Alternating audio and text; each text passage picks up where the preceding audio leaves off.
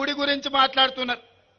నేను ఒక్క మాట చెప్పదలుచుకున్న ఈ వేదిక మీద నుంచి ఈ దేశ ప్రధానమంత్రి నరేంద్ర మోడీ గారు నిన్న మాట్లాడుతూ కాంగ్రెస్ పార్టీ అధికారంలోకి వస్తే హిందువుల ఆస్తులు గుంజుకొని ముస్లింలకు పంచి పెడతారని అన్నారు.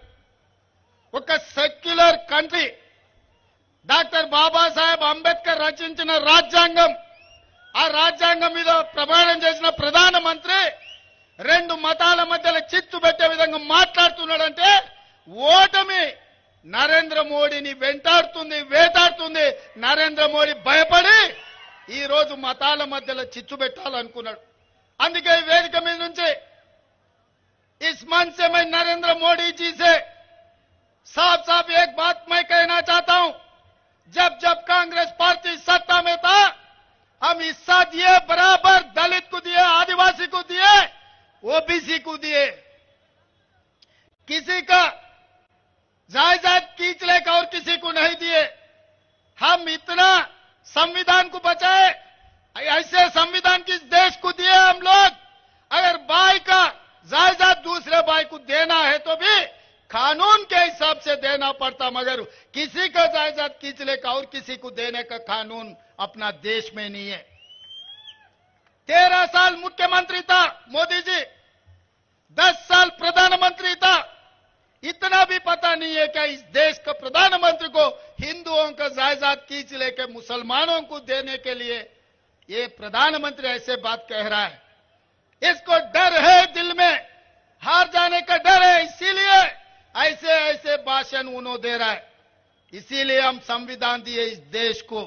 डॉक्टर बाबा साहेब अंबेडकर ये लिखा उसमें, अगर बाप का जायदाद बेटे को भी देना है तो विरासत देना, भाई का जायदाद छोटे भाई को बहन को भी देना है तो एक हिसाब किताब से वो बदली करना।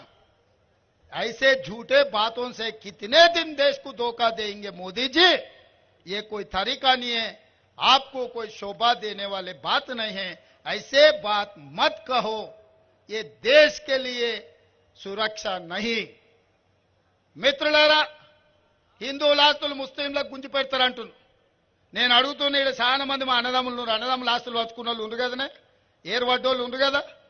కాగితం రాసుకోకుండా, పెద్ద మనుషులు లేకుండా, తల్లిదండ్రులు ఒప్పుకోకుండా అన్న ఆస్తి తమ్మునికే ఇచ్చేటట్లేదు, తండ్రి ఆస్తి బిడ్డకి ఇచ్చేటట్లేదా? మన రాజ్యాంగం అట్లుంది. వీళ్ళ ఆస్తులు గుంజుకొని వాళ్ళకి ఇచ్చేటట్టు ఉంటుందా? ఈ దేశ ప్రధానమంత్రికి ఇట్లా మాట్లాడతాడా? ఇది పద్ధత? ఎన్నికల్లో గెలవాలని ప్రయత్నం చేస్తే తప్పులేదు, కానీ దేశాన్ని మత ప్రాతిపదికన విభజించి చిచ్చు పెట్టి రాజకీయ ప్రయోజనం పొందాలని చూస్తున్నారు. ఇది దేశానికి మంచిదా? ఒక్కసారి ఆలోచన చేయండి. అశాంతి పెట్టేగి మన మధ్యలో పంచాయతీలు పెడితే ఈ దేశం కుప్పగూలుతుంది, ఈ దేశానికి తీరని నష్టం జరుగుతుంది. అందుకే భారతీయ జనతా పార్టీని ఓడించాలి, కాంగ్రెస్ పార్టీని గెలిపించాలి. ఇంకొక మాట కూడా నేను చెప్పదలుచుకున్న మా బీజేపీ మిత్రులకు, దేవుడు గుడిలో ఉండాలి, భక్తి గుండెల్లో ఉండాలి. మిత్రులారా, దేవుడు గుడిలో ఉండాలి, భక్తి గుండెల్లో ఉండాలి. పోలింగ్ బూతుల డబ్బాలల్లో కాదు మిత్రులారా. మీరు చేసే వ్యాపారం, మీ రాజకీయ వ్యాపారం, మీ స్వార్థం ఈ దేశ ప్రజలకు అర్థమైతలేదని అనుకోకండి. ఇంత దుర్మార్గం, ఇట్లాంటి ఆలోచన ఈ దేశానికి మంచిది కాదు. మన పెద్దలు డాక్టర్ బాబాసాహెబ్ అంబేద్కర్ ఈ దేశానికి రాజ్యాంగం ఇచ్చింది. ఒక సెక్యులర్, ఒక మత సామరస్యంతో కూడుకున్న పరిపాలనను అందించడానికి అవకాశం ఇచ్చింది. కేవలం మీరు గెలవడం కోసం ఇట్లాంటి కుట్రలు కుతంత్రాలు చేయడం ఈ దేశానికి మంచిది కాదు. ఇట్లాంటి ఆలోచన మానుకోండి. రాముడు మీకే కాదు, మాకు రాముడే. మా ఇంట్లో కూడా మేము రాముని కొలుస్తాం, విష్ణుని కొలుస్తాం, కృష్ణుని కొలుస్తాం. ఎంతో మంది దేవతలు ఉండ్రు. ఊర్లూర్ల పోసమ్మ, మైసమ్మ, ఎల్లమ్మ, ఎంతో మంది దేవతలు ఉండ్రు. ఇవన్నీ మన సాంప్రదాయంలో భాగం. ఎవరి మత విశ్వాసం వాళ్ళది. నేను హిందువునని గర్వపడతా, ముస్లింలను, క్రిస్టియన్లను, సిక్కులను ఆదరిస్తా, గౌరవిస్తా. ముఖ్యమంత్రిగా నా బాధ్యత మత సామరస్యం పాటించడం అనేది రాజ్యాంగం మనకు నేర్పిన, మన పెద్దలు తరతరాలుగా మనకిచ్చిన మన సాంప్రదాయం.